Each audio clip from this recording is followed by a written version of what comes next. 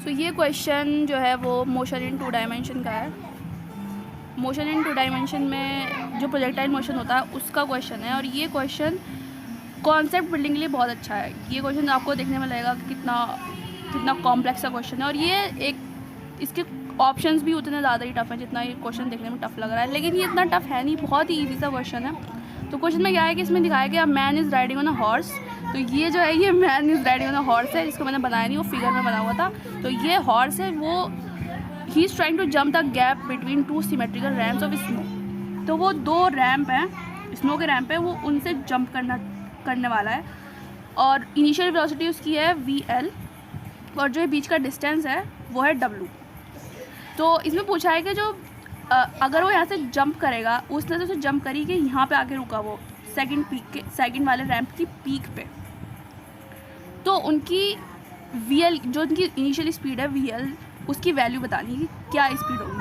तो अब सोच रहे इसको कैसे स्टार्ट करना है। तो वैसे ये जो है ना, इन्होंने यहाँ पे अगर हम इस चीज़ को देखें तो यहाँ से अगर वो जंप करेगा इस तरीके से इस पीक पे से, तो यहाँ से जाके वो यहाँ लैंड करेगा, सही है।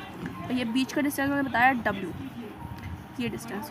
तो ये बिल्कुल अगर इसकी फिगर को हम देखेंगे तो ये बिल्कुल सिंपल प्रोजेक्टाइल मोशन की फिगर बन गई। और अब हमें पता है कि जो प्रोजेक्टाइल मोशन का ये पूरी वो होती है, डिस्टेंस होता है, वो उसको अब रेंज कहते हैं। और रेंज का फार्मूला तो हमें सिखाया जाता है। रेंज का फार्मूला होता है U² sin 2θ/g।